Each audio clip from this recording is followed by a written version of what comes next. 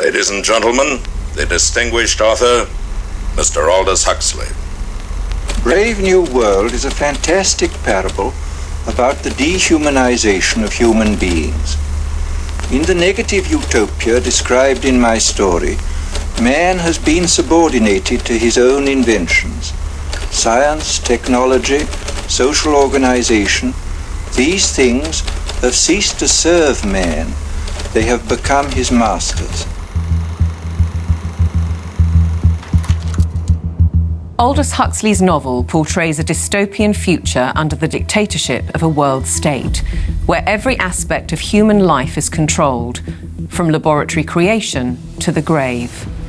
He described the story as fantasy, but later wrote, "The prophecies made in 1931 are coming true much sooner than I thought they would. The nightmare of total organization has emerged and is now awaiting us, just around the next corner." With the rise of brain-computer interfaces and biometric sensors and so forth, all the bodies, all the brains would be connected together to a network, and you won't be able to survive if you're disconnected from the net. All life on Earth is going to be radically changed. It's a fusion of the physical, the digital, and the biological world. It's changing who we are. These people have gotten to the point now where they are openly anti-human. Everything will be monitored. The environmental consequences of every human action. They cannot happen without digital ID. Once the digital ID is in place, it's game over for humanity.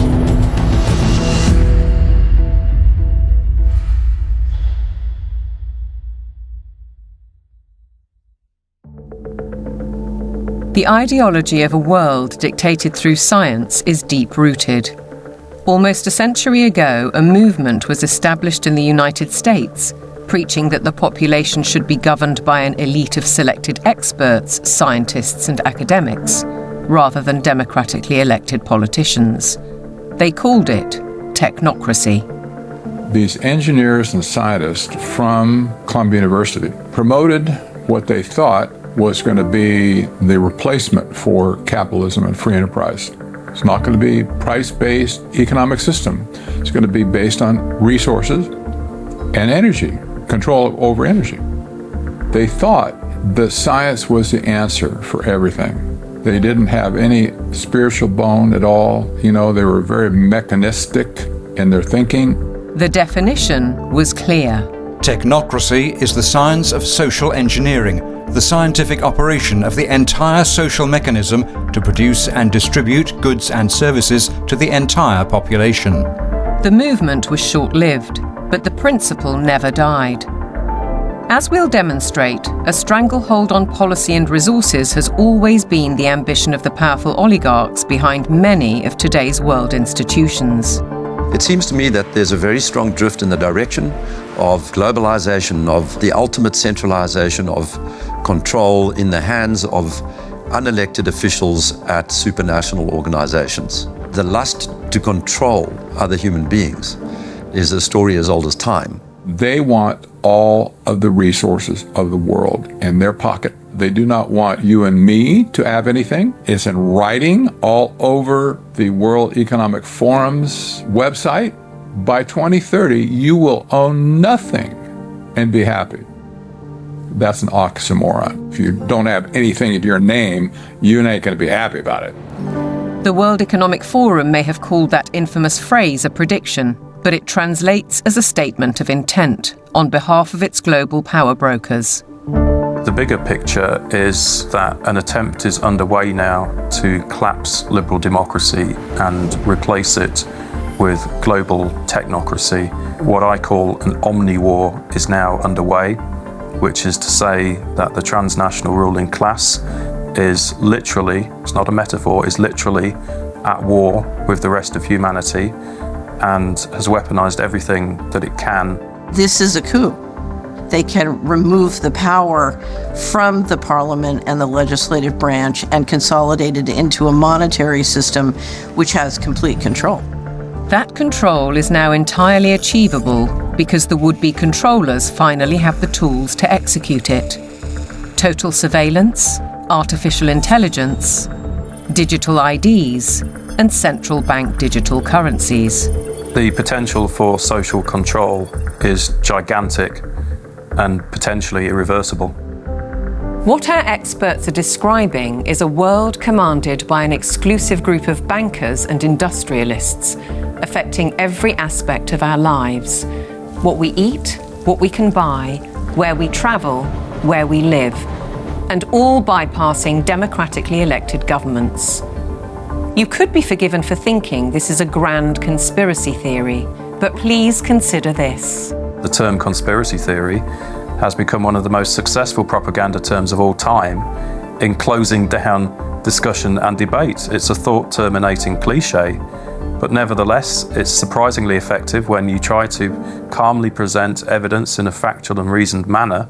In this film, we will present evidence that the global takeover is not only possible, it's actually happening, and has been decades in the making. They plan to commandeer land, reduce farming, and radically change the food we eat, transform the supply of electricity, and then dictate how we use it, and replace currency with a system of credits, under their control. It's a classic template to win the war, take control of food, of energy, and of money. And here's the key. All three strategies are built on the premise of a climate crisis caused by carbon dioxide, a gas that is actually vital for life on the planet. So what if the whole carbon narrative was one gargantuan lie? A political maneuver to establish their brave new world. A big lie is a lie which is told on such a scale that ordinary people simply would not imagine it to be possible. People with empathy can't fathom that a group of people would organize and engineer this kind of mass atrocity to get where they want to go. It should come as no surprise that financial kingpins are calling the shots. And it's certainly no conspiracy theory when banking executives spell out their intentions.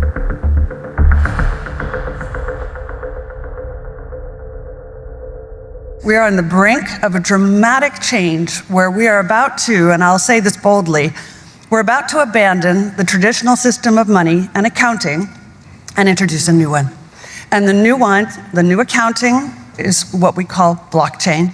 It means digital. It means having an almost perfect record of every single transaction that happens in the economy, which will give us far greater clarity over what's going on. It also raises huge dangers in terms of the balance of power between states and citizens. We are shifting to a new financial system, but the general population is not shifting to a new financial system. It's shifting to a control grid. CBDC can allow government agencies and private sector players to program, to create smart contracts, to allow targeted policy functions. For example, welfare payment. For example, consumption coupon. For example, food stamp.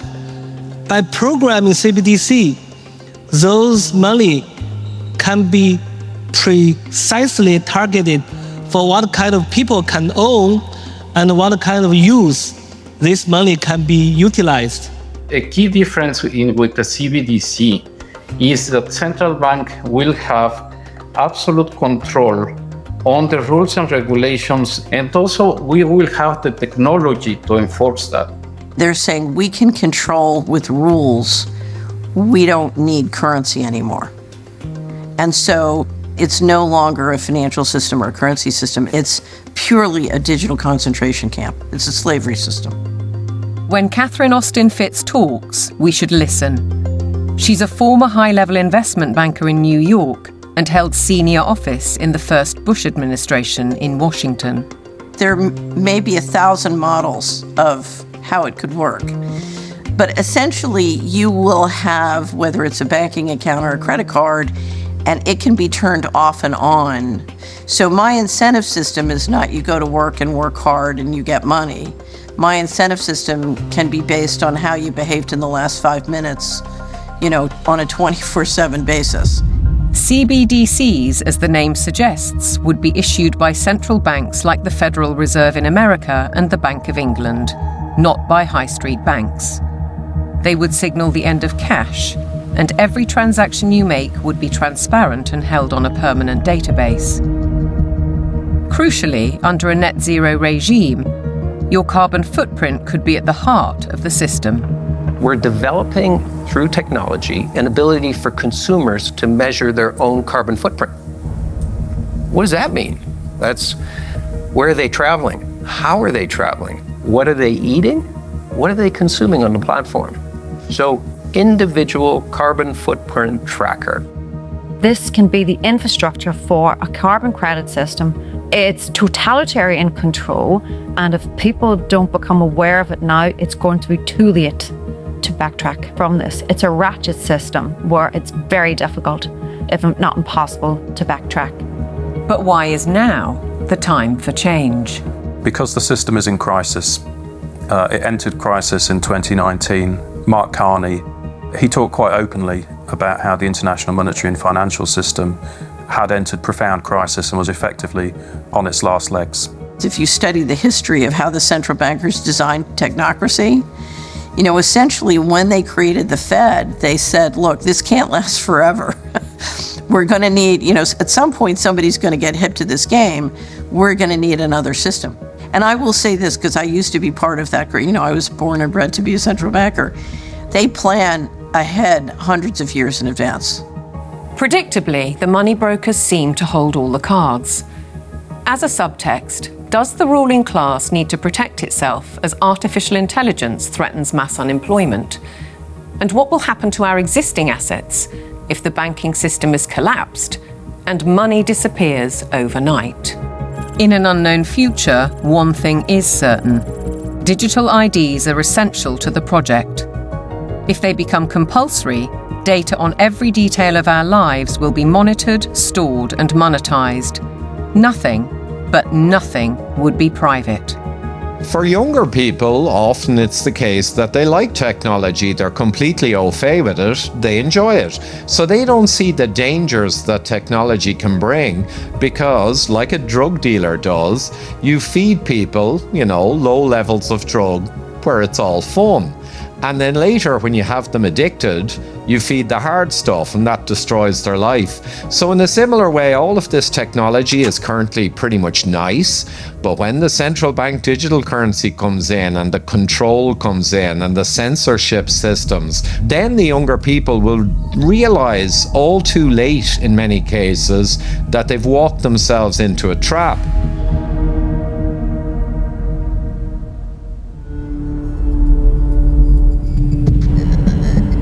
One man who knows the dangers only too well is Aman Jabi, who was at the forefront of digital development in Silicon Valley, California, for 25 years. He left when he recognized the dark side of surveillance technology, choosing instead the peace and beauty of Montana. He's an expert in facial recognition. It's a technique that is used to uniquely identify the biometrics of any face. So, in a device like your smartphone, and most modern smartphones in the last 5 or 7 years, they have a 3D camera module in the front of the phone which you cannot see. Within that module is a near-infrared projector which projects tens of thousands of dots on your face. Those dots are then distorted based on the contours and the features of your face. And there's a near-infrared camera then takes a picture of that distortion, captures it, and then reverse engineers the exact profile of your face. In the longer term, facial recognition will be used to unlock your digital identity, which is going to be a tool of control for the agendas that are coming down the pipeline. Elements of that control are already with us. Alexa, good morning. Good morning. You are never alone in your home, and this is why. All your devices at home and all smart appliances, they are all connected on a wireless network. Many of these devices will have cameras, many will have microphones, and so they are monitoring everything all the time. Your smart appliances are communicating with the smart meter and sending it real-time usage data.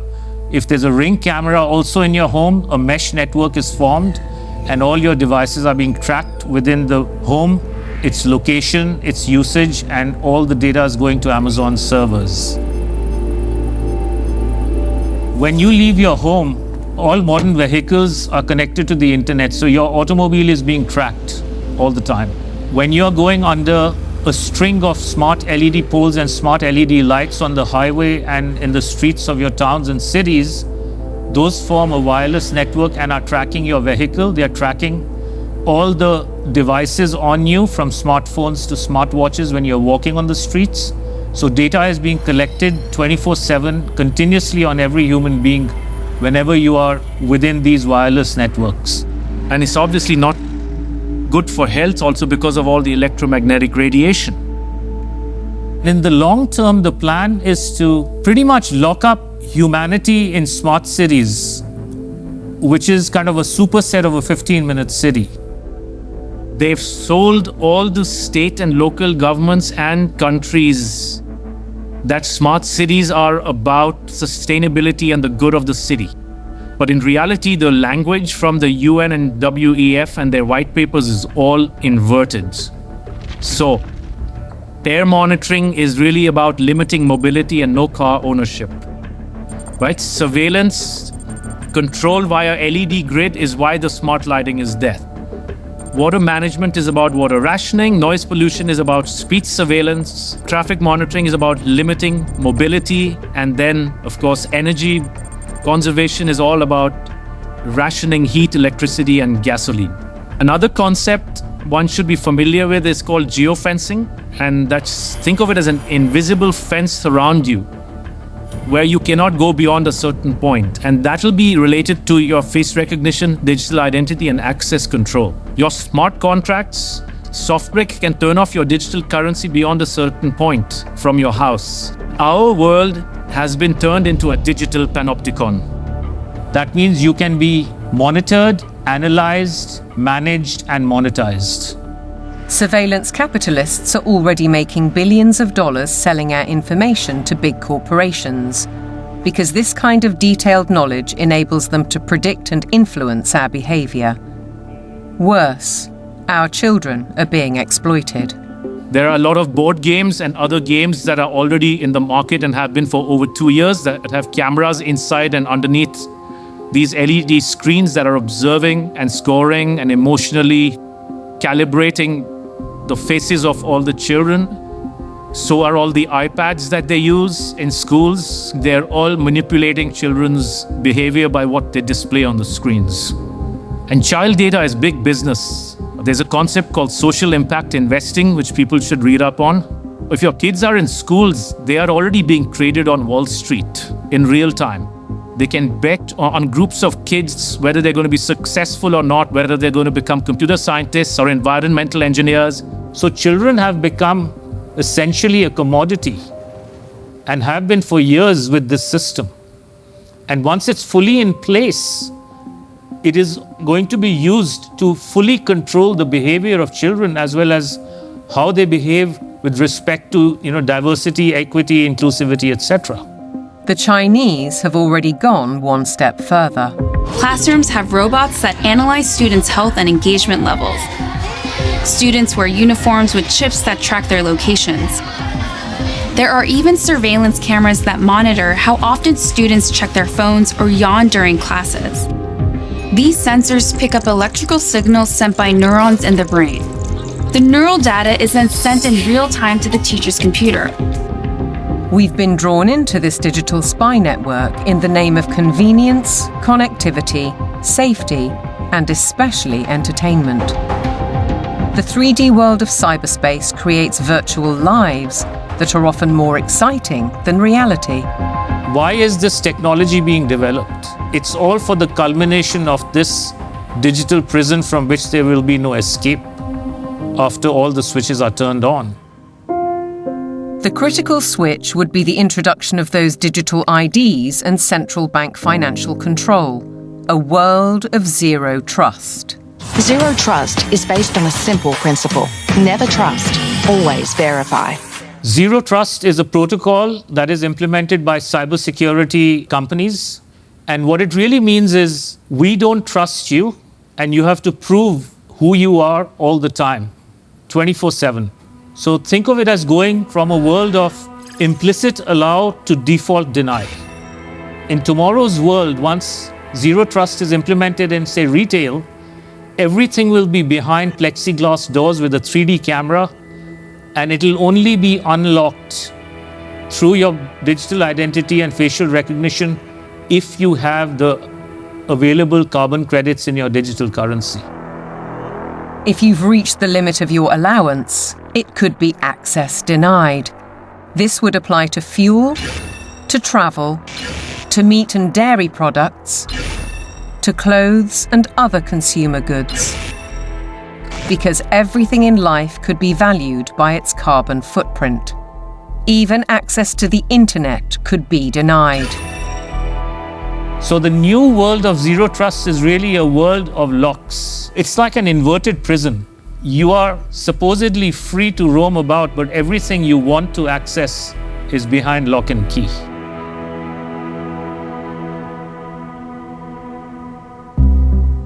Most advances in science, including AI, bring great advantages to the world.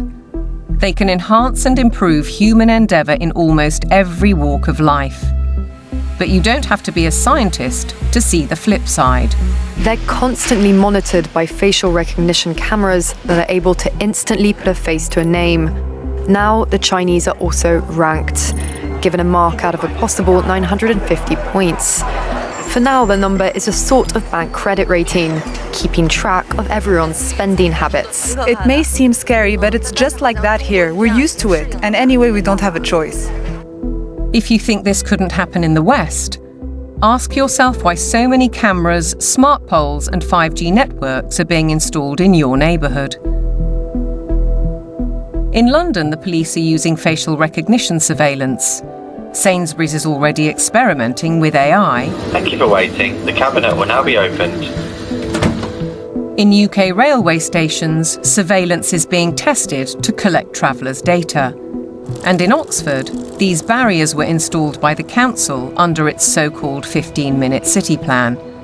They were removed following protests. But look at what's replacing them in these quiet residential streets. As the tech companies are proud to tell us, the possibilities are endless. We've developed the camera into a sensor. The camera does not only capture video, it can now start to count, measure, and detect. With deep learning capability, the camera is able to generate accurate and trustworthy data and send notifications in order to take action, all directly from the camera. And since our cameras have open technology, well, we can work with different analytic partners from all over the world and together do just about anything we want. Note that they can do just about anything they want. Digital technologies mainly have an analytical power. Now we go into a predictive power. But then the next step could be to go into a prescriptive mode, which means you do not even have to have elections anymore, because we know what the result will be. Ultimately, we're facing manipulation by the system. A world where instead of us using technology, technology is using us. But who's really pulling the strings? Banking and oil dynasties like Rothschild and Rockefeller inevitably get mentioned, as do the modern-day big tech masters, including the ubiquitous Bill Gates. David Hughes takes a wider view. It's those who own the means of production, who are capable of magicking money out of thin air, who control the media, and all of the other means of production, which have now been weaponized against the rest of the global population. Catherine Austin Fitz, the banking insider, adds a sinister thought. If you know their name, they're not at the top. Either way, it's a story of power, money, and manipulation by a small group of people who share common interests. and a belief that the world needs top-down control for maximum efficiency. As we'll see, it could result in the destruction of the farming industry in favour of laboratory foods, and a shortage of electricity because of the race to net zero. Net zero means the impoverishment of ordinary people. It means fundamental changes to their lifestyles, and the politicians are not being honest with the people about it. Surprisingly, the blueprint for transformation is woven into the United Nations Agenda 2030, ostensibly a vision for a better world. Excellencies, ladies and gentlemen, I say again that taken together, the 2030 Agenda for Sustainable Development and the Paris Climate Agreement provide humanity with a master plan for a sustainable way of life on this planet. New York City, late September 2024, the setting for the United Nations Summit of the Future, a gathering of member nations to reinforce and accelerate Agenda 2030 and its 17 Sustainable Development Goals, or SDGs. The plan has a broad spectrum and is full of worthy ambition. But behind those deliberately bright and colourful boxes lies a darker theme, a shifting of influence and potentially power towards unelected world bodies. The strategy goes back well into the last century, and pressure is growing, because the goals are far behind targets set at the grand relaunching in 2015. 17 inspiring Sustainable Development Goals, the SDGs. Our aim is clear, our mission is possible, and our destination is in our sights. To end poverty and hunger, address inequality, protect our planet, and build a life of dignity for all. It appears to be a noble and ambitious programme for a perfect world. And who could argue with those aspirations? But critics insist the goals are not what they seem. Alex Newman is a journalist and broadcaster who's been investigating the issue for 15 years. He has his own way of interpreting the rhetoric. You have to learn to speak what I call UNEs. You have to know what the terms mean if you want to truly understand what is being discussed. When they talk about peacekeeping forces or the peacekeeping role of the United Nations, they're actually talking about the war-making capabilities of the United Nations. So you have this Orwellian doublespeak. When they talk about transparency, more often than not, they're talking about eliminating your privacy. Human rights is another very, very good example. They make very clear in this document that your rights can be restricted under the guise of public order or morality or whatever the case may be. And so they're saying, here's your rights, but by the way, they're not really rights. We can revoke them at any time. The UN is filled with contradictions like this. Like, for example, when they talk about gender equality, right? A normal person in the Western world thinks gender equality means a woman has a right to earn money, to own property, to have all the rights and privileges that a man would have. When you look at the individuals who lead this movement within the UN, you're talking about radical feminists. You're talking about people who are very interested in dissolving the nuclear family. As you dig into these goals, it's very clear we're dealing with something far more nefarious. Once you look past the marketing slogans, the kind of warm and fuzzy, we're going to end hunger, which again is just window dressing, you realize that this is actually a blank check for totalitarian global control. Author and campaigner, the late Rosa Koire, called out the plan more than a decade ago. It is the biggest public relations scam in the history of the world. But it's far more than that. It's a blueprint. It is the action plan to inventory and control all land, all water, all minerals, all plants, all animals, all construction, all information, all energy, all means of production, and all human beings in the world. What can be measured can be managed and ultimately monetized. In fact, a study at Yale University has calculated that the natural assets of the world are worth $5 quadrillion. Is this the basis of the new world monetary system? And is it the deep underlying reason for the United Nations project to rewild 50% of the Earth by 2050. They talk a lot about biodiversity. They want you to think of like, oh, we're going to preserve the toucans and the parrots and the lizards. But when you actually dig into this, what they're talking about is creating, and they're working on it now, an international database with virtually all of the genetic material of all of the species on the planet. And then they want to start mixing and matching it. Bill Gates, ultimately, and his buddies want to end up in total control over all life on the planet. Is it a coincidence, then, that Bill Gates has become the largest private landowner in America while planning to build smart cities in which to corral the general population? What is indisputable is that the oligarchs of global business are embedded in United Nations policy. They don't care about the planet. They care about getting in. Finance goes to where it gets the greatest return. There's a move into the green finance. It's all about profit. It's not about the planet. This is not conjecture. Under the guise of climate change and net zero, vast fortunes are already being amassed. Take carbon exchange markets.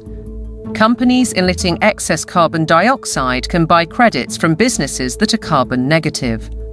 But increasingly, many are paying a high price to offset their emissions against land schemes.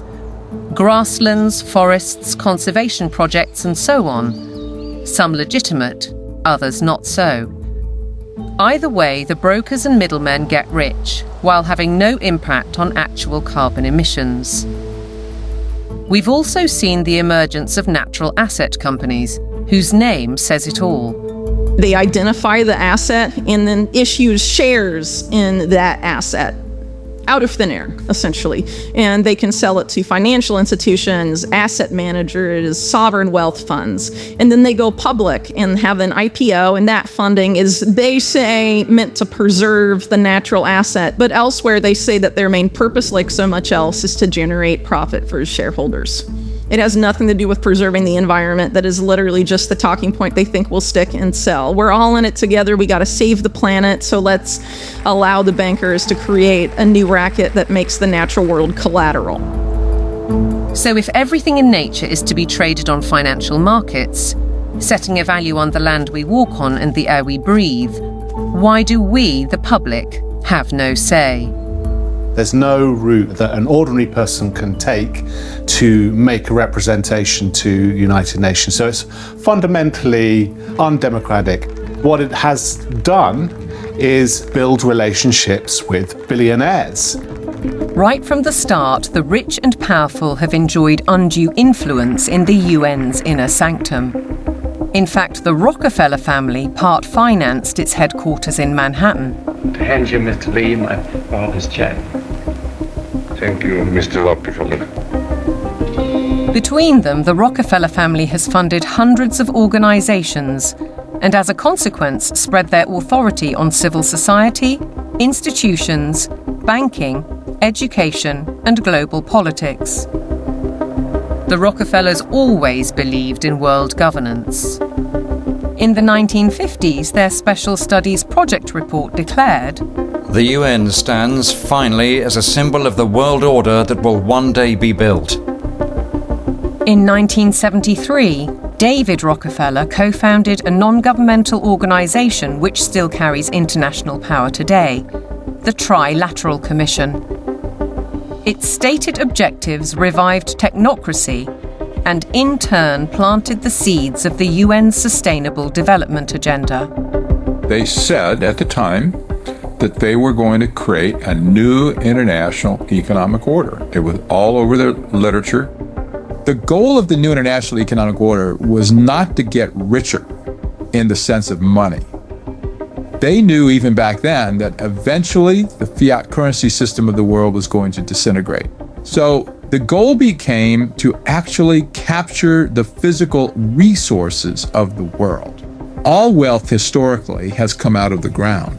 They wanted to take away everything that they could possibly take away from the nation states of the world and from private individuals of the world and stuff it into the global common trust where they would administrate it and they would be the ones getting licenses for the resources to turn around and make stuff. The financial kingpins have long seen themselves as masters of the universe, manipulating global affairs through institutions like the International Monetary Fund and the World Bank. Is Agenda 2030 the defining act for complete control? And how significant was the global response to COVID-19? As the world builds back from COVID-19, we have a once-in-a-lifetime opportunity to make investments that will strengthen the economy and improve public health, and fight climate change for generations to come. One might ask why the UN needs a multi-billionaire finance and media player as a special envoy, or why Mark Carney, the former governor of the Bank of England, who called for a new global monetary system, is the UN's special envoy for climate action and finance. And then there's Larry Fink, the boss of BlackRock, the world's largest asset management company. He's a board member of the World Economic Forum, and as we'll see, has driven the UN's goals through investment strategies for the past 20 years. All three are principles of the Glasgow Financial Alliance for Net Zero, a partnership with the UN. With the green economy worth trillions to corporations and investors alike, it's hard not to see a conflict of interests. Are the bankers raising money to achieve United Nations goals? Or are the goals a Trojan horse to change the world's financial control systems? Now consider the events at Jackson Hole, Wyoming in August 2019, only 3 months before the COVID outbreak. It's when Mark Carney delivered his call for change, and BlackRock proposed a new financial mechanism, Going Direct, which in principle allows central banks to channel capital direct to large corporations. So the central bankers got together in 2019, the G7 central bankers, and voted on the Going Direct Reset. And the Going Direct Reset, of which the COVID operation was part of it, has done a phenomenally excellent job of massively consolidating capital into central control. If you look at the COVID operation from a financial standpoint, it was absolutely clear that it was one way you balance the books. It worked. The major corporations like Amazon and others were allowed to continue business. Meanwhile, other businesses, particularly small and medium-sized entities, were deemed to be, quote, inessential. Many of them were put out of business. And so what we saw was a global wealth transfer of a reported $3.3 trillion from the working classes and the middle classes to this kind of super rich billionaire brigade. The people who ran the operation made an absolute fortune. It was economically, as a taking, it was a huge taking. And that included billions of pounds of taxpayers' money going to pharmaceutical firms for so-called vaccines.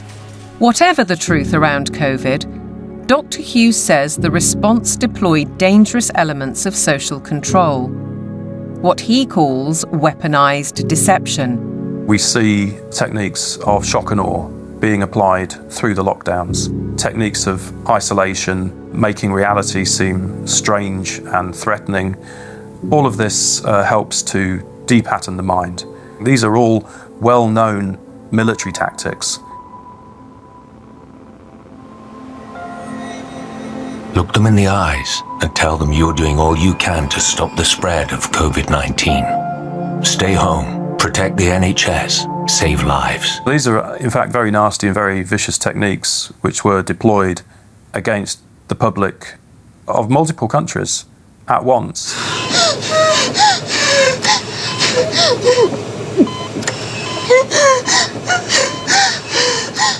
These are forms of serious psychological abuse.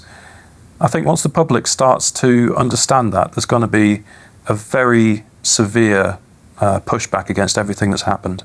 The general population cannot fathom the psychopathy of the vision that they're facing. So they can't fathom that a group of people would organize and engineer this kind of mass atrocity to get where they want to go. Be aware then of the World Health Organization, the UN's most powerful agency. Since COVID, the WHO has sought to increase that power to unprecedented levels through amendments to its pandemic treaty and the international health regulations. A key driver is its One Health initiative. One Health is a concept that was created to enable the WHO, with these documents, to take over jurisdiction of everything in the world by saying that climate change, animals, plants, water systems, ecosystems are all central to health. That places the Director General in a key position to influence world events, another potential conflict of interests given the WHO's financial backing, particularly from the pharmaceutical sector. Its accounts for 2022 show that an eye-watering 84%, or $3.656 billion of income, came from voluntary donations. The top 4 sources of these donations included the Bill and Melinda Gates Foundation and Gavi, a public-private vaccine alliance also heavily supported by Gates. People see the WHO as a benign organization, and there are still areas where the WHO does useful stuff. But the biggest focus now is purely on a tiny disease burden where investors can extract a large amount of wealth. This has shifted the WHO's focus very much to this emergency agenda, which is very false. Pandemics are very rare events. This is why we now have a WHO that promotes vaccines all the time, because that's what the money is coming in to support. So instead of being a World Health Organization, we have a World Vaccine Organization, and that seems to be the only thing they're touting. What's in the treaty has got nothing to do with health. It's a business deal focused on the most profitable business imaginable, pandemic profiteering. The other part of it, they're setting up a huge surveillance network. We're talking about $31 billion a year. They have to surveil for variants of viruses, and they will find them. They just have to decide there's a threat, not even a real harm. Experts are preparing for what is known as Disease X, or the next pandemic virus. They're creating a supranational, self-perpetuating pandemic industry. The latest scare is monkeypox, renamed Mpox, a disease highly unlikely to affect the general population. Nevertheless, the WHO has acted. The emergency committee met and advised me that, in its view, the situation constitutes a public health emergency of international concern. If you get to declare the emergency and then profit from it, there's a big problem, isn't there? It's essentially a build-out of big pharma, and the WHO is essentially looking to be their marketing and distribution arm worldwide. WHO! The people say no! WHO! The people say no! We're fighting for really the right to own our own lives. We're fighting for that freedom versus sort of corporate authoritarian structure or medical fascist structure, which is what is clearly trying to, interests are trying to impose on us. Changes to the WHO's regulations are expected to be voted through in the coming months. As we speak, the UK government is fully behind them. Meanwhile, in common with many other global institutions, the WHO tries to silence criticism and dissent, branding it misinformation. The science, it says, is settled. Digital platforms are being misused to subvert science and spread disinformation and hate to billions of people. This clear and present global threat demands clear and coordinated global action.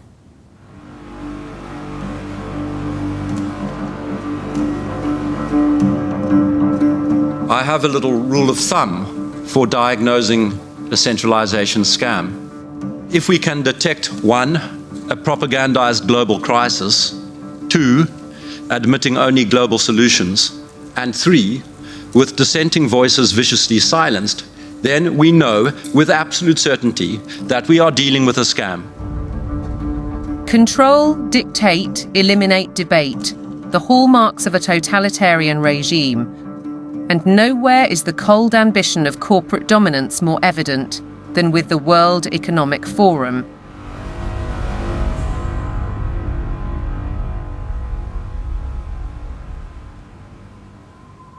Klaus Schwab founded the WEF in 1971. His mentor was Henry Kissinger, statesman, political shaper, and close confidant of the Rockefellers. The organisation now employs 800 people and has programmes in business, academia, and in training future global leaders. It's far more than its famous annual meeting in Davos. Over the last 50 years, the World Economic Forum has blossomed into an enormously influential organization with all of the major corporations as stakeholders or trustees and all funding the World Economic Forum to ultimately fund the UN World Government Plans and Agenda 2030. Klaus Schwab is the public face of stakeholder capitalism, a planned system of central ownership and control that has little to do with democratic process and is uncomfortably close to communism. It's a partnership between global corporations, governments, and what Schwab refers to as civil society, NGOs, and so-called think tanks. The agenda is driven by finance, which gives the unelected and unaccountable oligarchs huge influence, if not control, over policy. The UK's Prime Minister, himself a one-time member of the Trilateral Commission, has already declared his interest. You have to choose now between Davos or Westminster. Davos. Why? Because Westminster is too constrained, and it's closed, and we're not having meaning. Once you get out of Westminster, whether it's Davos or anywhere else, you actually engage with people that you can see working with in the future. Westminster is just a tribal shouting place. Starmer seems to forget that he is elected by the people, to serve the people through Parliament. That's his democratic duty. And while he refuses to listen to our farmers, he entertains the globalists in Downing Street and publicly doubles down on his philosophy. I'm determined to deliver growth, create wealth, and put more money in people's pockets. This can only be achieved by working in partnership with leading businesses like BlackRock to capitalise on the UK's position as a world-leading hub for investment. To underline the influence of non-elected, unaccountable policy drivers, consider this document from 2004. It was commissioned by the UN and produced by financial institutions, including the World Bank. It cited research by the WEF. The result was the emergence of environmental, social, and governance metrics, ESGs. The ESG is an attempt to turn financial power into governance without going through the democratic process, without the normal process of making law. ESGs allow major asset management companies such as BlackRock to impose ideologies on businesses and consumers across the world through their investment strategies. BlackRock's billionaire chairman and CEO, Larry Fink, also a board member of the WEF, remember, is clear. You have to force behaviors. If you don't force behaviors, whether it's gender or race or just any way you want to say the composition of your team, you're going to be impacted. Now we get ethics, green ethics, racial ethics, gender ethics, driving corporate decisions about who may have money, what they may use their money for, and how they're going to behave in society and what they're going to do with it. This is a new form of political power that isn't accountable, isn't transparent, and it isn't democratic. We, the public, are being manipulated. Our lifestyles, our culture, and our future, be it through forced woke ideologies, intrusive technologies, so-called pandemics, censorship, or information which is too often propaganda. Your compliance is vital to the agenda. To impose global solutions, the leadership needs you to believe in global problems. Climate change is here, it is terrifying, and it is just the beginning. The era of global warming has ended, the era of global boiling has arrived. This stuff is so fantastically stupid. It's hard to believe that they're doing it. There is no climate emergency. That is a total scam. If they came out and said, hey, we want to destroy your economy, we want to destroy the middle class of your country, and then ultimately we want to make you a slave to a one world government, it just wouldn't be as appealing as saying we're trying to save the planet for future generations.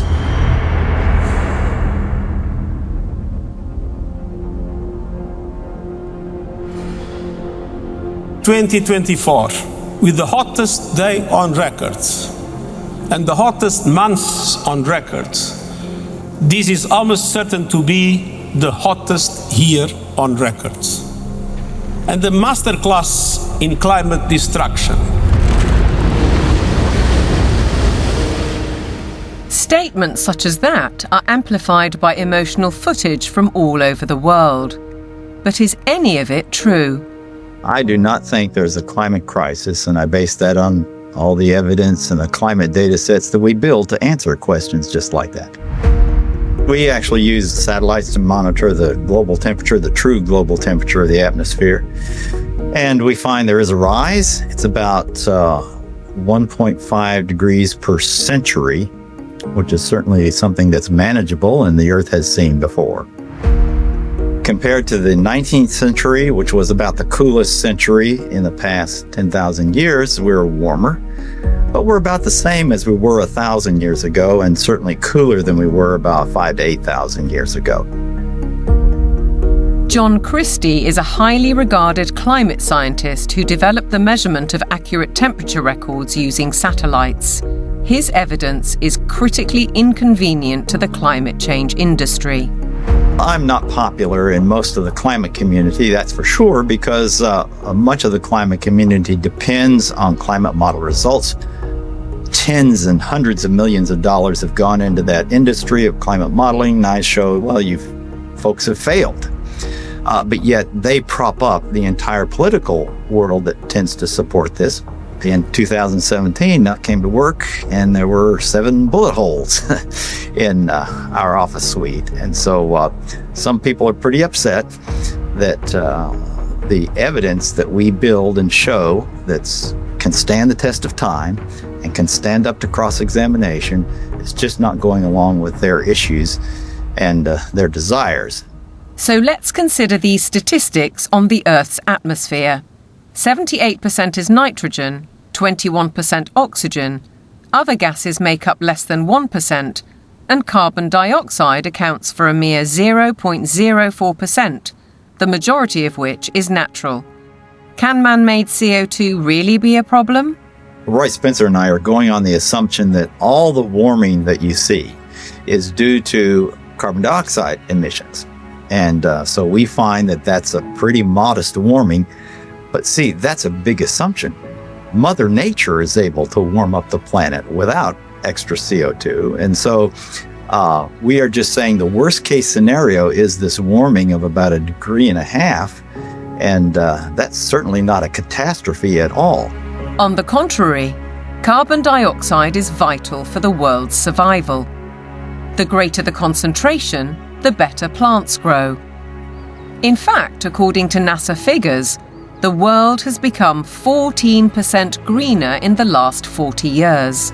During the last cool period before industrialization, let's say 200 years ago or so, it was below 300 parts per million.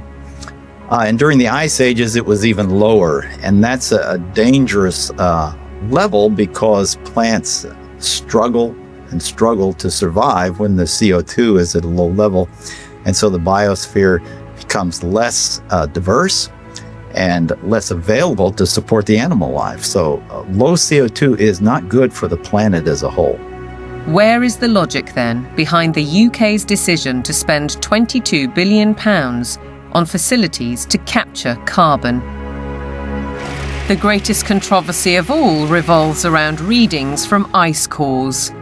CO2 levels can be measured in bubbles of air trapped in ice thousands of years ago. By aligning this to temperatures, scientists have argued that carbon dioxide is the cause of global warming. However, closer inspection leads to the opposite conclusion. Once the temperature starts to rise, you will see the carbon dioxide rise about 500 to 1,000 years after. So the CO2 actually lags the temperature changes. But what of the extreme weather events, which are increasing and driven by climate change, according to everyone from the top of the United Nations down? Professor Christie says there is no data to support those claims. And what we find is that virtually every one of these claims is false. The extremes are not increasing. Hurricanes are not increasing in intensity or frequency. Same with tornadoes or thunderstorms or floods or droughts. It's just going along like it always has with the natural variability. Why aren't we looking at the surface data sets that are constantly adjusted upwards? Why aren't we looking at the 40.3 record at Conisbee, which the Met Office is very proud of, on July the 19th in 2022? And when we did a freedom of information request at the Daily Skeptic, we found that there were 3 Typhoon jets landing on a runway next to the measuring device, because Conisbee, as they call it, is actually RAF Conisbee. It's a military airport. The temperature lasted for 60 seconds. Sticking a thermometer up the backside of a jet aircraft is not probably scientifically the best place that you can sort of determine temperature measurement, particularly when you then morph it into a global database, which the Met Office has, and then tell dear old Antonio Gutierrez that the globe is boiling. The whole thing is junk. How we came to the point where we think that we're going to prevent bad weather from happening by eliminating fossil fuels is just about the most nonsensical, illogical thing that I can imagine. And the whole world is caught up in this nonsense. So how did the carbon story take hold? Meet the man who invented climate change, according to The Telegraph. His name? Maurice Strong, an oil tycoon, a Rockefeller associate, and a man with an extraordinary talent for moving between high finance, politics, and the United Nations. Strong was a member of the highly influential Club of Rome, an institution formed in 1968 at a Rockefeller property on Lake Como in Italy. A group of scientists, academics, and industrialists discussed what they saw as an urgent crisis: the impact of human activity on the planet. I don't think we can sustain current growth trends much beyond, say, the lives of children who are being born today. To prove the thesis, they commissioned computer modeling at the Massachusetts Institute of Technology. This research laid the foundations for an agenda that's persisted for over 50 years. Cut use of autos, use less electric power, have fewer children, limit growth. All of this was fueling this ideology that there's too many people on the planet, there's not enough resources, and that something has to be done. The natural world in which man lives and on which he depends is indeed deteriorating, is being destroyed in many instances at a rate that is accelerating and that can only continue to accelerate unless we begin to control the activities that are having this destructive impact. In 1975, the Club of Rome published a second report, Mankind at the Turning Point. The lead quotation was telling. The world has cancer, and the cancer is man. The report concluded, the solution of these crises can be developed only in a global context with full and explicit recognition of the emerging world system, a new world economic order, and a global resources allocation system. In other words, technocracy, top-down control of everything, including populations. But if that was the solution, a worldwide problem was required. Climate change provided the answer, as admitted in a later Club of Rome document. This is the quote from page 115. In searching for a new enemy to unite us, we came up with the idea that pollution, the threat of global warming, water shortages, famine, and the like would fit the bill. All these dangers are caused by human intervention, and it is only through changed attitudes and behaviour that they can be overcome. The real enemy, then, is humanity itself. It really does look as though they are inventing climate change there. They just made it up out of thin air, literally. That nobody really looks at that book and say, well, there you go. It's not, this has nothing to do with science whatsoever. They just made it up. Interestingly, in 1988, Maurice Strong had been instrumental in establishing the IPCC, the mainly political entity which endorsed a thesis by a small group of scientists that industrial carbon dioxide was driving climate change, and the IPCC has been locked into that theory ever since. Maurice Strong's masterstroke came in 1992, when as Secretary-General of the UN's Earth Summit in Brazil, he saw 179 nations commit to a world action plan. Agenda 21. We have been the most successful species ever. We are now a species out of control. Nobody would question the need for a cleaner environment and the protection of nature.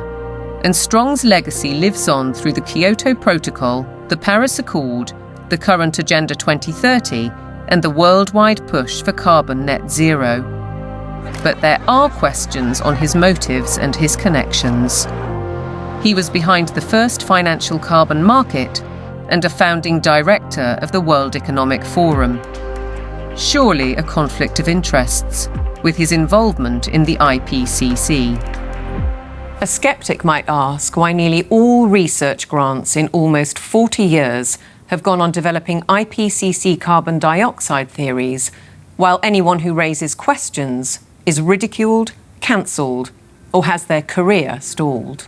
Funding for someone who wants to determine the natural variability of the climate system as an explanation for what has happened is just not there.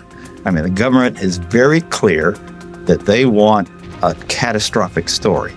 There is no single science paper that proves conclusively that humans control all or most of the global climate. If there was, you wouldn't hear the last of it. Instead, we get this call to authority to the IPCC, the United Nations Panel on Climate Change. Many more scientists and academics are speaking out against the IPCC. Almost 2,000 have signed a declaration stating that there is no climate emergency, including Nobel Prize winner Professor John Clauser, who wrote, "The popular narrative about climate change reflects a dangerous corruption of science that threatens the world's economy and the well-being of billions of people." We need to have a full and honest debate about the science. And it needs to be discussed in Parliament, it needs to be discussed in the media, it needs to be generally discussed. And we need to sort of bring the drains up, if you like, on all of the science to see what is there really a threat. That debate is highly unlikely because the juggernaut of net zero careers on with trillions at stake. What is certain is that the repercussions will affect the food we eat, ravage our countryside, and have a disastrous impact on our energy supply.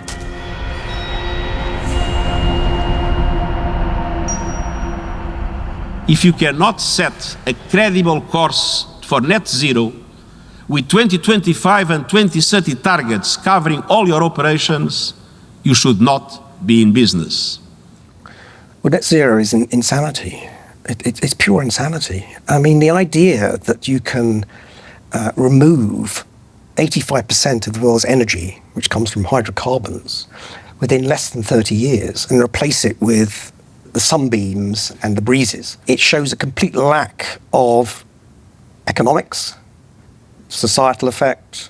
It shows a simple lack of the progress that we've made over 300 years. Nevertheless, net zero is enshrined in UK law, with the government passing the Climate Change Act in 2008. A 100% reduction in emissions by 2050 from 1990 levels was included later in a strategy document. But experts argue that the policy is fatally flawed. Europe's mad dash towards net zero is effectively economic suicide. Politicians are purposely impoverishing ordinary people, purposely deindustrializing Europe, where companies are forced to move to countries where they have access to cheap energy, whether it's the US who frack and therefore have cheap gas, or whether it's to China, which is still predominantly producing from non-renewable, especially coal. It is literal economic suicide. China continues to open new coal-fired power stations to drive the factories that manufacture wind turbines and solar panels, which are then sold to the West. As a result, China emits almost 30% of global greenhouse gases, while the UK is responsible for less than 1%. In essence, carbon emissions are merely transferred to another part of the planet. And while China gets richer, UK households face a bleak and expensive future. What it will effectively do is price ordinary people out of having access to electricity at a time they want, and a price they can afford. The core problem is that neither the infrastructure nor the technology exist to provide a constant supply of electricity. The proportion of time that solar actually generates electricity is actually 9% in the UK. That means that for 90% of the time, solar doesn't generate the average amount of electricity that its capacity can generate. For onshore wind, it's about 20 to 40%, and for offshore wind, it's about 30 to 50%. So that means, by definition, you will always have periods of time when renewables aren't producing electricity, but there is demand for electricity. As we'll hear, the net result is that supply will be rationed. Reality, though, seems not to concern the activists.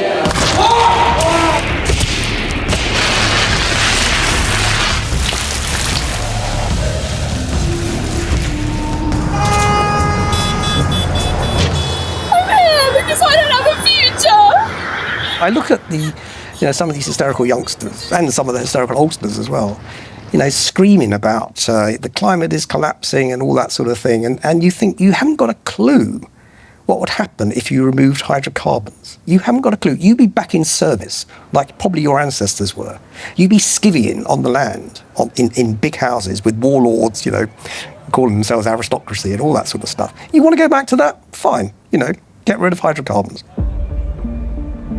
Many of these apparently grassroots protest groups are backed by organisations such as the Climate Emergency Fund, financed by billionaires like the oil heiress, Aileen Getty. And if they claim to be environmentalists, they conveniently ignore the bigger picture. Thousands of wind turbines are disrupting coastal waters, changing habitats, affecting marine life, and killing seabirds. Landscapes are being scarred by the production of lithium for electric car batteries, and by cobalt mines in Africa, where child labour contributes to huge corporate profits.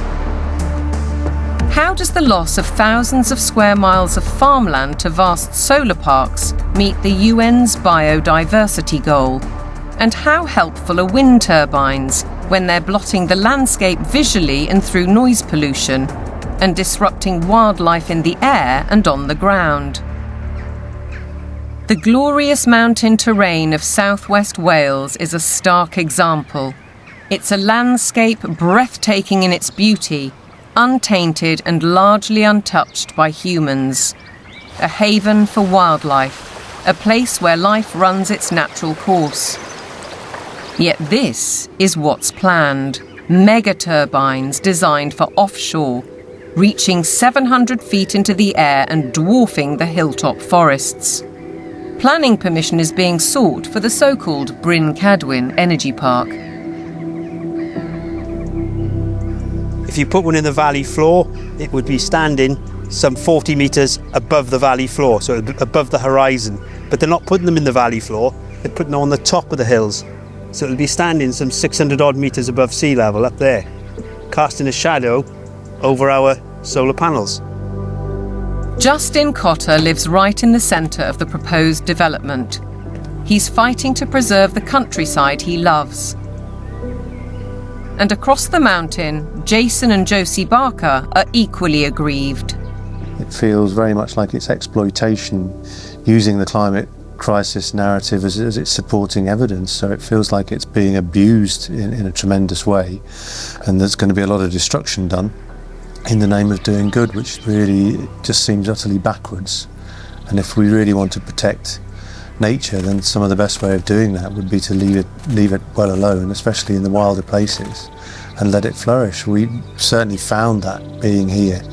The more we've lived here, the more we've worked with it and encouraged it, the more it's come back. All of those spruce trees on top there, they will have to go to make way for turbines. All of that, all of this spruce will be gone. To build a 230-metre turbine in that location, it's going to take some crane to lift the 240-ton nacelle onto the top of the tower some 180 metres up. So they'd have to stabilise all the ground for the crane, stabilise the ground for the actual turbine, put in a concrete plug basically in the ground of some 1,000 tonne of steel, 4,000 tonne of concrete, just as a base. They'll need to be lit. It'll take away the dark skies. It's totally devastating. It would just be catastrophic damage and destruction. The roadways up through these valleys, the Welsh valleys, they're all twists and turns. They're going to have to straighten out the valleys. Where you've got steep hills, they're going to have to level out those hills. There's a 200-metre drop into the actual valley itself. So they're going to have to create gradients that machinery carrying 400-tonne loads can actually traverse and get up. The locals argue that there are much better ways of creating clean energy, such as solar panels on industrial sites. Areas of natural beauty should be respected. This is about preserving and protecting this sacred land. We need to speak up and protect the environment. It's just a tremendous amount of damage in the name of saving the planet. It does make you ask the question of what is it we're actually saving if we're paving it over. It doesn't make any sense at all in my head.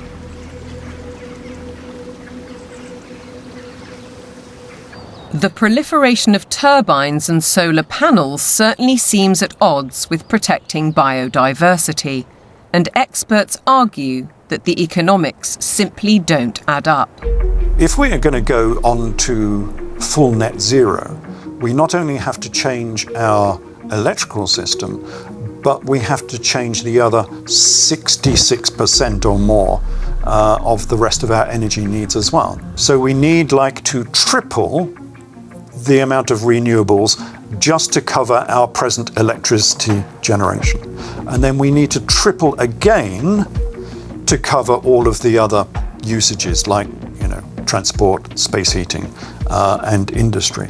So it's almost a tenfold increase in the amount of renewable energy that we're producing. Ralph Ellis has analysed 3 government reports and says all have grossly underestimated costs. 2 of the reports ignore the need for that crucial backup when the wind doesn't blow and the sun doesn't shine. At present, this is the only such site, Dinorwig in Wales. But going by the government's own figures, Ellis says the equivalent of 2,000 Dinorwigs would be required. The overall cost would run into trillions of pounds. It's an energy fantasy because none of this has been thought through. Battery plants are one alternative to back up the national grid, like this one already constructed in Australia. But again, they offer limited supply. We're facing a situation where, if fossil fuels are eliminated, it will be impossible to maintain a constant supply of electricity. You can't instantly put on new supply, so what you have to do is control demand. And to be honest, they're quite open with this. If you look at the National Grid's latest paper on this, they talk about demand management. And the system is, electricity will only be available at a price you can afford when the wind is blowing and when the sun is shining. And when the wind isn't blowing and the sun isn't shining and the 1 or 2 hours of battery storage have been used up, the way they will reduce demand is by simply increasing the price of electricity so that demand falls to the available level of supply. Part of the control that the government has, or part of the means by which it can manage the demand, is through the use of smart meters. Effectively, smart meters allow them to do minute-by-minute pricing, which means that as the intermittent renewable production goes up and down, they can effectively change the price at which you can use electricity. So essentially, it's going back to pre-industrial age where the weather determines our lifestyles and our energy use. A government-sponsored report from the UK Fires Organisation agrees that targets will not be met and therefore electricity usage will have to be cut. They say we'll have a quarter of the power by 2050, and they say there'll be no travel, there'll be no meat or no beef lamb. There will be restrictions on clothing, and we will live in mud huts. And it's not an exaggeration. They use the word earth. The United Nations use the word bamboo, impacted earth, soil detritus. This is what they're writing.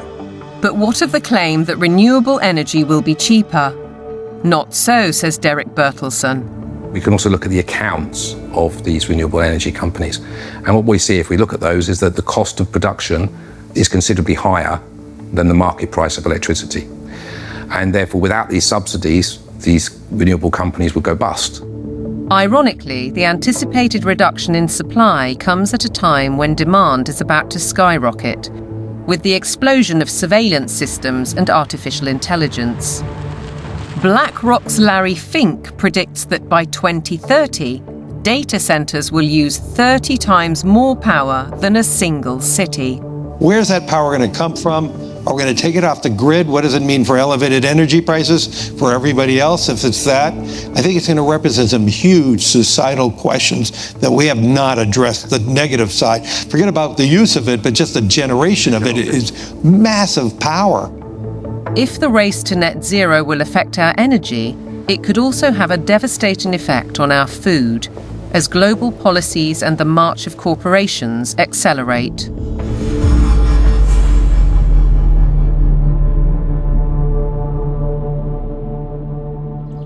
Farming has been at the heart of our lives for generations, but to the climate change advocates, suddenly it's a threat.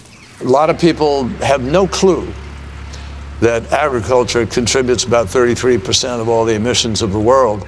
You just can't continue to both warm the planet while also expecting to feed it. Doesn't work. One thing John Kerry didn't mention was that farming and agriculture contributes 100% of the food that we need to eat. So that's a little kind of an important detail that he ought to have mentioned. And I think what we're dealing with here is actually a global war on agriculture. I believe they are demolishing our food infrastructure, partly to cause a crisis, right? And I guarantee you, mark my words, we're going to be in a food crisis and they're going to say it's climate change. I wouldn't say it's about saving the planet, no. I would say it's about land grab and about profiteering and corporatization of our food sector. It's basically the pharmaceutical industry taking over the food supply. If I can switch everybody from real food to pharma food, then 100% of the agriculture industry can go through my publicly traded stocks, and I have complete control. So the idea is we get rid of farmers, we kill any naturally grown food, and we engineer food in manufacturing plants and laboratories. But I assure you that those guys are not eating this. Bill Gates is one of the familiar corporate faces, and he's investing heavily in the food revolution under the guise of avoiding climate disaster. Cows alone account for about 6% of global emissions. So we need to change cows. And while he talks up the perceived problem, Gates is pouring money into the supposed solution: artificial meat and genetically modified crops. Crucially, anything that is invented or altered can be patented. The core of his agenda is he wants to do in agriculture and pharmaceuticals, by the way, what he did in the computer world. True power, massive, incalculable wealth comes from owning intellectual property and then monopolizing it. They want to make it so that every single organism that is used for food is ultimately under their control, either through the 3D printing or through this genetic manipulation. So we're moving now very rapidly toward this totally centralized food system where a tiny handful of corporate interests in bed with totalitarian government will dominate the food supply so that there is only a giant public-private partnership with total control of all food, all energy, and I believe water will be next. While the global machinations continue, thousands of farmers fear for their livelihoods. And the new UK government's first budget has multiplied those fears. By reducing relief on inheritance tax, they're penalising those who would want to pass their farms to sons or daughters. The National Farmers Union described it as a disastrous budget for family farms that would snatch away the next generation's ability to carry on producing British food and see farmers forced to sell land to pay the tax. For Kelly Seaton, concern goes well beyond her family farm in Cheshire. It makes me feel incredibly sad that the dairy and meat industry is so vilified. You will never find anything as nutritionally complete as milk and meat. The food that is going to replace milk, meat, and all of the other products that we produce in this country is going to be very nutritionally lacking. They will starve us from nutrients, and then the pharmaceutical companies will probably pick up the slack on that, all of which create a profiteering circle. No Farmers, No Food was set up to campaign against untenable net zero and climate change policies. Farmers, says Kelly, are being dealt a deeply unfair hand. When cows are blamed for climate change, it does make you question everything. And I think this is where a lot of farmers are waking up to the fact that there's a lot of lies being told to us. The problem with the current carbon system is that a lot of big corporations are offsetting their carbon. So most dairy producers now especially, but other farmers as well, are having to record their carbon footprint on systems that aren't fit for purpose. They are woo-woo figures pulled from the sky, quite frankly, and then the big corporations are using that data to offset their carbon so that they can look better, again, at the same time as beating us with a stick and saying that we're the ones killing the planet with these girls. The methane emitted by cows' digestive system is part of the argument against them, but Kelly says that's just hot air. The grass that they eat would produce the same amount of methane whether they ate it or not. OK, they do speed that up, but the other thing they give us is this, muck, which we put on the fields to fertilise the fields and reduces our reliance on buying in fertiliser. 200 miles to the south, Ed Rhodes farms 188 acres of Devon countryside. He's not part of the No Farmers, No Food movement, but agrees that the whole narrative on cows and climate change is wrong. As farmers, we recycle carbon all the time. That's what we do. You could almost define farmers as carbon recyclers. We're an organic beef, sheep and vegetable farm. We run a fairly traditional system of rotational farming. We'll have a field which would be growing a brassica crop for 1 year, a non-brassica crop for another year, such as broad beans or sweet corn, and then we have a break for that field, so it goes into a predominantly grass and clover mix. That allows the soil to recover from the work that we've done with it while we've had the vegetables growing. It also allows things like the clover to put nitrogen back into the soil. So the livestock are absolutely essential for grazing that grassland. We also mow it so that the hay, the silage that we take from those fields are fed to the cattle in the winter. The bale I'm sitting on, the bedding that they're standing on, is all mown from very rushy areas on our farm.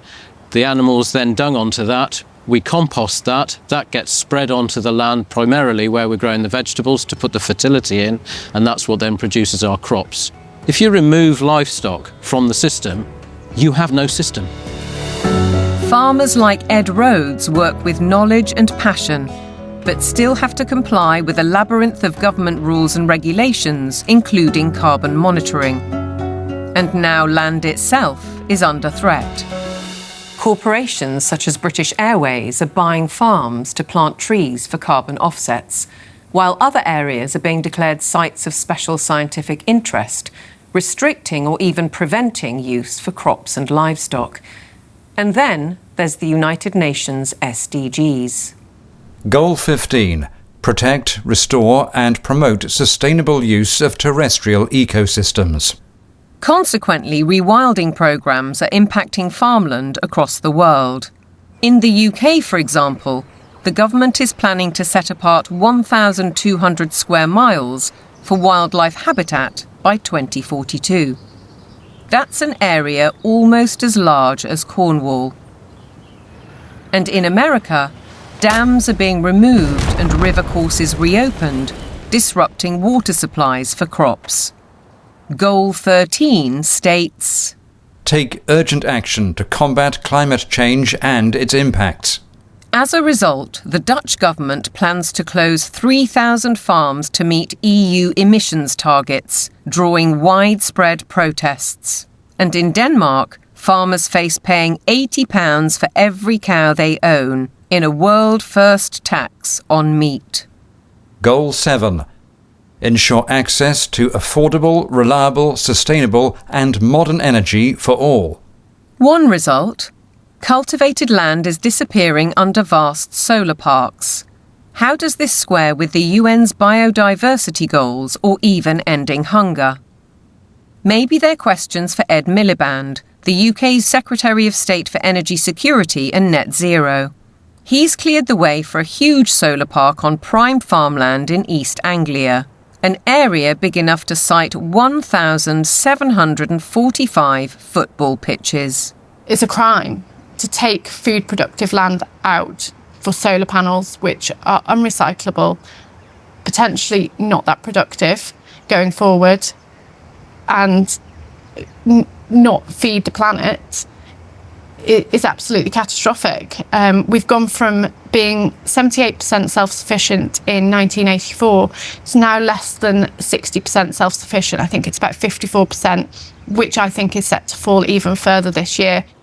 On top of all that, British farmers are being paid not to produce food under schemes like the Sustainable Farming Incentive. Kelly Seaton understands that many farmers accept the money to balance their books, but has this warning.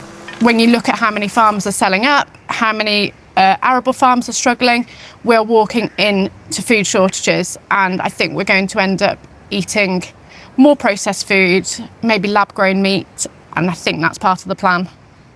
The squeeze on farming is self-evident. Our supply of natural food is under very real threat, just as the WEF predicted. Worse than that, Catherine Austin Fitz says that with programmable currency, you wouldn't have a choice. No one in their right mind would ever eat this stuff. But the reality is, once they have control of your transactions, they can dictate what food you can and cannot buy. If they want you to buy pizza made with insect-based flour, that's what you're going to get.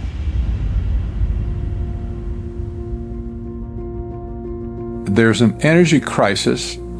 Even though there is an abundance of energy, there's a food crisis, even though there's plenty of food to feed the world. There's a water crisis, even though 70% of the Earth's surface is covered with it. There's an air crisis where CO2 is declared the enemy of mankind, even though it's necessary for life to exist on Earth. There's a resource crisis, even though there are abundant resources to support everyone. What's with us here, you know? Who created all these crises? They did it. Just as clear as the nose on my face. It's all been a sham. All the essential things of life, they've been declared to be scarce, because things that are scarce you can control. The architects of such globalist trajectories, all the Kissingers, Rockefellers, Schwabs, Carneys, Strongs, Carstens, are held out as great intellects. But they are nothing of the sort. We know, both in theory and in practice, that centralization causes nothing but misery, because it destroys the mechanisms of error correction, leading to doubling down on flawed policies. And yet the creed of global dominance continues apace. Through the WHO's so-called Pandemic Agreement, its One Health initiative, and ultimately the United Nations Agenda 2030. From medical diktats to gender and racial politics to climate change, the indoctrination runs deep.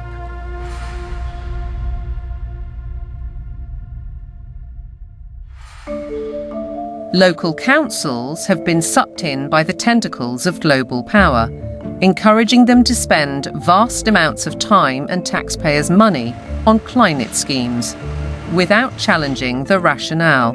Local councils have taken these actions because they are part of or lobbied by a network of green organisations throughout the United Kingdom, for example, UK 100, there's also C40 cities, and there's the Global Covenant of Mayors. And these organisations require local authorities to sign pledges that say they're going to ban cars from streets, we're going to make people vegetarian, and we're going to restrict certain forms of trade faster than is required by national government. They've been able to do this because democratic engagement at the local level is so weak. The voters' decisions are completely outweighed by the influence of the green blob, essentially. One organisation, Climate Emergency UK, has introduced scorecards, a league table to compare the progress of councils. It brings both pressure and opportunity. Environmentalism creates the idea that a local councillor is a planet saver. And of course, there are organisations that, like the UK 100, that are going to flatter people in that position. They're going to indulge those people and say how important they are, whereas most of the rest of the public are going to probably see them and say, what the hell are you doing? Ben Pyle emphasises that such organisations are not grassroots initiatives. Civil society has been bought and it's been organised around the interests of its billionaire philanthropists. Newspapers and television also consistently push the same story. We've been hearing about the threat of climate change for decades, but now we can't ignore it. Here, the climate crisis is very real, and it is getting worse. What mainstream media does in following this narrative is that they exclude vast areas of climate science. They exclude all the sceptical scientists. By the BBC, which has done it for 20 years, saying that you cannot have any other view apart from the settled narrative, is doing an enormous disservice to science. Journalists and broadcasters are schooled in the carbon doctrine by organisations such as the Carbon Literacy Project, which claims to have trained 1,000 BBC employees. Meanwhile, Sky joined forces with the psychologists of the Behavioural Insights team to produce this initiative: How the Power of Television Can Nudge Viewers to Decarbonise Their Lifestyles. The recommendations included: give green content more screen time, more salience in plots and scenes. Use kids' content to encourage positive environmental behaviours amongst children and their parents. How then can we possibly expect impartiality in reporting? Rather, we're served with propaganda, statements that nobody seems willing or able to question. It is unequivocal that human activities are responsible for climate change. I can take current media and almost any climate story I can write, I think, a very effective counter. It's like shooting fish in a barrel. This is endemic to a media that is ill-informed and has an agenda. The agenda is to promote alarm and induce governments to decarbonize. There's an organization called Covering Climate Now, which is a nonprofit membership organization. Their mission is to promote the narrative. They will not allow anything to be broadcast or written that is counter to the narrative. Among the 500 plus media partners on the Covering Climate Now website are Reuters, Bloomberg, ABC, CBS, MSNBC, NBC, Channel 4 News, The Guardian, The Daily Mirror and The Lancet, as well as several British universities. Funders of Covering Climate Now have included the Rockefeller Family Fund, the Rockefeller Family and Associates, and the One Earth Fund. It's true that the mainstream media only report one side of the story and that most of them are in the pocket of the powerful people who are trying to implement these changes. I don't question that at all. But it's also true that people are listening to them less and less and reading them less and less. We see independent media people with much larger audiences than mainstream papers. And I think that phenomenon will gather pace now. That rise in independent voices has seen institutions like the UN, the WEF, big tech companies and broadcasters like the BBC wage war on what they call mis, dis and malinformation. They don't appreciate views they can't control. The fight for truth is on. A partisan media, obsessed local councils, and then there are the universities, which should be the first and last bastions of objective research and open debate. But here too is a story of outside pressure. With the drop in government funding, the shortfall has been made up from other sources, and those tend to be NGOs, private organisations. For example, the Gates Foundation and the Wellcome Trust. Invariably, money from private organisations will come with vested interests. These vested interests, according to Professor Moss, drive university teaching towards business goals and ideologies at the expense of critical thinking and levels of academic achievement. One new initiative is the European Network on Climate and Health Education, led by Glasgow University. Medical students have been trained to accept that climate science is an established fact. Increasingly, climate change is harming people's health. You could say it's the largest health emergency of our time, and I do need to be ready to help tackle this challenge. Can the outcomes really be free of prejudice when the backers include the WHO and major pharmaceutical companies? This new collaboration will help train the next generation of medics with the skills they need to treat the health impacts of climate change and deliver more sustainable healthcare. That's why health leaders from across the public and private sectors are coming together to support this transformative new network. Academics, right from the beginning now, are socialized to orientate their research towards the money. So this, I think, is quite damaging when it comes to fearlessly pursuing the truth wherever it may lead. That doesn't really happen anymore in academia.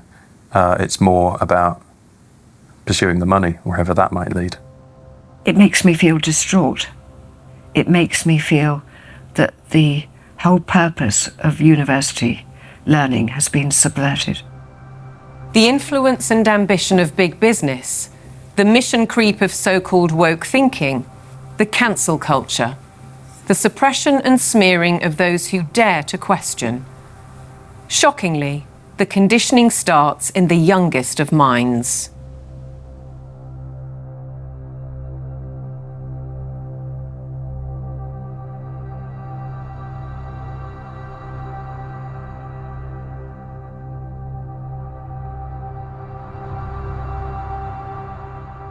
All aboard for global goals!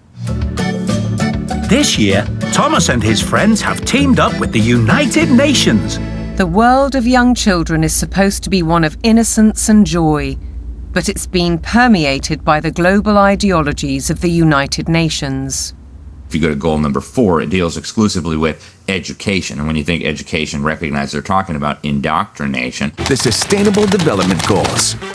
Under the surface of it all is this effort to bring all the children of the world into this one world globalist system. And what's so remarkable about this to me is that it's not even hidden anymore.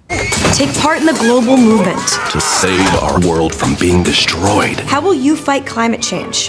Try meat-free meals. Reduce your electricity use. Give your clothes a second chance. We die! It's kind of your fault! And you can never ignore Greta. The eyes of all future generations are upon you. And if you choose to fail us, I say we will never forgive you. I don't want you to be hopeful. I want you to panic. We want action. We want justice. Let's fucking want action. And we want it now. No more coal, no more oil. Keep your... I want you to feel the fear I feel every day. I want you to act as if the house was on fire, because it is. This propaganda relentlessly promoting fear in various ways, be it disease, be it climate, I think is having a very damaging impact on young people's mental health. The disasters that continue increasingly to afflict the natural world have one element that connects them all: the unprecedented increase in the number of human beings on the planet. We're asking children to believe they are a scourge on the planet. I have a problem with children believing they shouldn't be here from the off.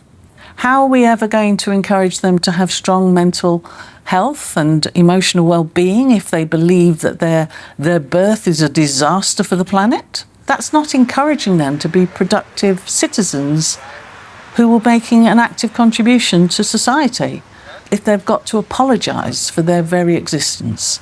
I think it's very dangerous, and I think we need to reverse that as soon as possible. The indoctrination of children is further evidenced across their learning. Objectivity and freedom of thought are being stifled by the persistent pushing of agendas. I undertook a study of secondary school textbooks to see what children are being taught. And what I found was extremely shocking. I found unqualified acceptance of climate change, the wonders of vaccines, GM foods, and very few counter-arguments were presented.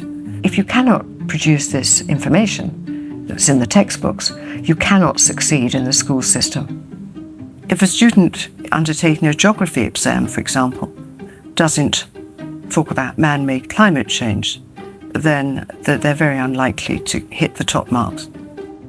Is it not surprising that the phrase critical thinking actually only occurs in relation to two subjects? One is art and design, and the other is history. Other than that, it's completely absent from the national curriculum. If we have a dumbed-down syllabus, we're actually stunting children's brain capacity and brain potential. While parents may not be fully aware of these issues, many are concerned at the growing trend of gender politics, including transgendering. One former head teacher says his local authority advised teachers not to use the words boy or girl for fear of misgendering anyone. The Department for Education as well has really subscribed to this kind of woke ideology. So there's almost like brownie points for the more woke you can be. Why do you have makeup and lipstick and glitter on? Because I think it looks pretty.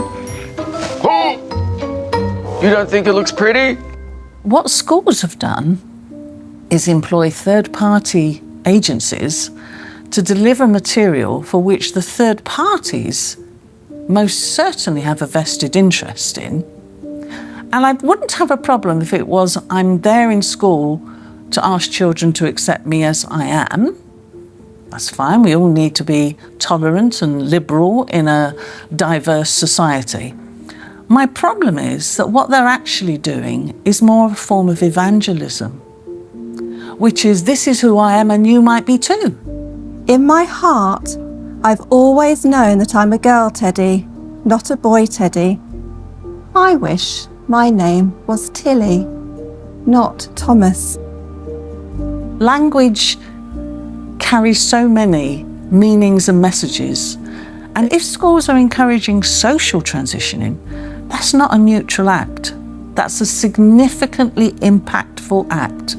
Dr. Fraser is also highly critical of the World Health Organization's recommendations, suggesting that 4-year-olds should learn about sexual stimulation. It's harmful. They don't need to know it. And in fact, for those children who are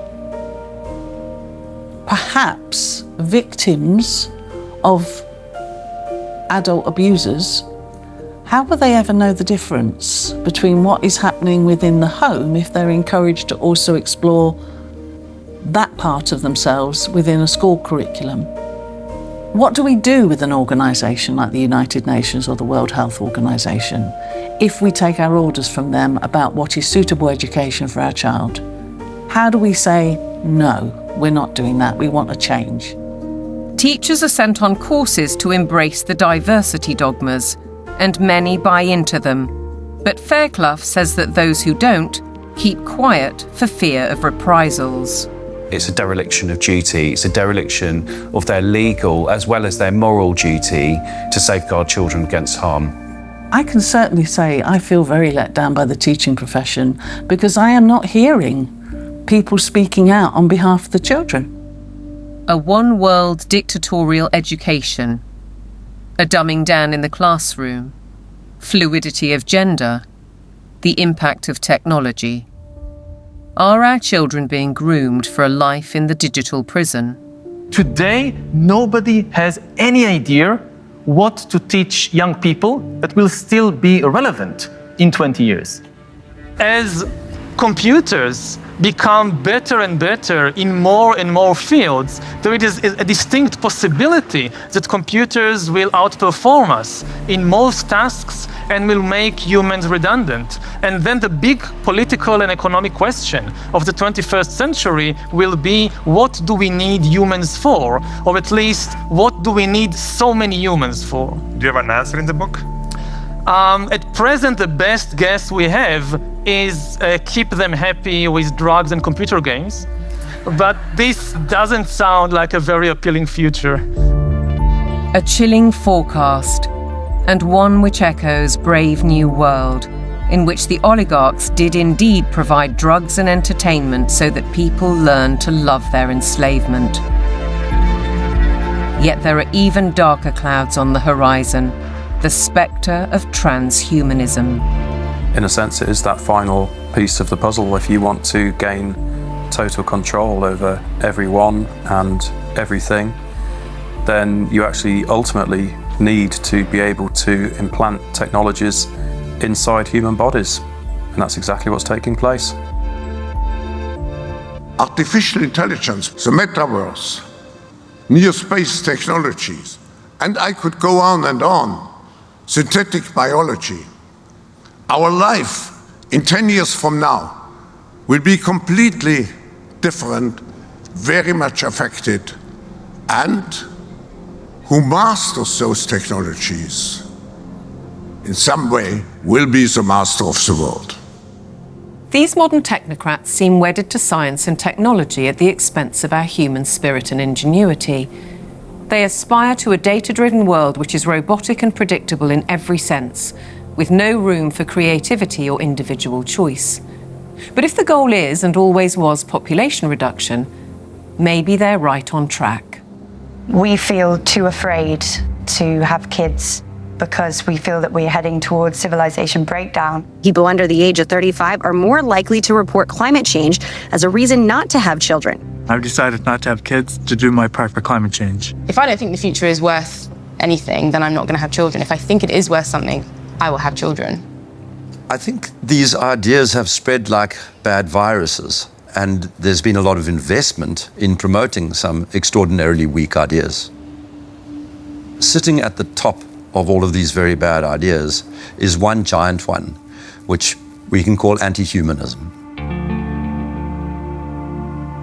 Transhumanism, the trans phenomenon, net zero, lockdowns, population reduction, all of these ideas are basically the ugly stepchildren of anti-humanism. They are, as I read it, essentially two competing ideas in the world at the moment. The one is that humans are the best feature of the observable universe, the only creatures capable of creative thought and generativity and of creating explanations for how reality works, that humans ought to be revered and ought to be cherished, that we should plan for their flourishing, that we should be planning for the flourishing of as many people as possible, that human agency ought to be respected, that civil liberties ought to be respected, and that the imposition of top-down, one-size-fits-all policies on humanity is completely incompatible with that kind of worldview. Set up against them are people who regard humans as the scum on the surface of the little blue dot, people who regard humanity as some kind of blight, people who believe that the earth needs rights to protect it from these horrible humans. And I think it is a deeply sad reflection of the state of our societies that so many people live in the latter camp, but I'm definitely not one of them.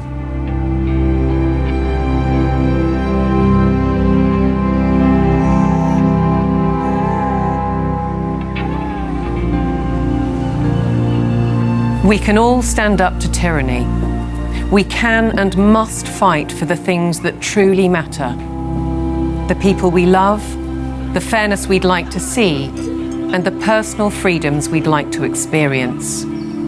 We should not be bullied, nor should we accept the influences of those who would split our society, be it by race, by gender, by culture, or anything else we hold dear. And perhaps we should start by limiting our reliance on technology and remembering how creative we can be.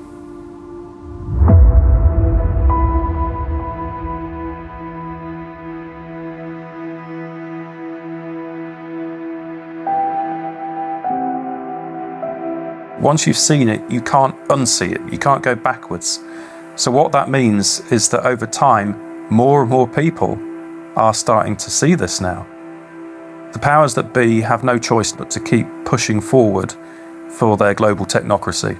They're the ones who are attempting the controlled demolition of liberal democracy. They have only one route they can go, and they are tobogganing towards disaster. On the other side, we the people have no choice but to fight back against all of this. I don't expect that we're going to just be able to tell the truth indefinitely without consequences, but we must continue to do it. We must, for the sake of our children, for the sake of humanity, for the sake of generations yet unborn. We have no option but to stand against this evil. If you look at where this thing is going, I'm not going there, okay? And whether God takes me out or the leadership takes me out, I don't care. I'm not going there. And the only way we cannot go there is if we can find a better pathway. And the only way we're going to find a better pathway is with transparency.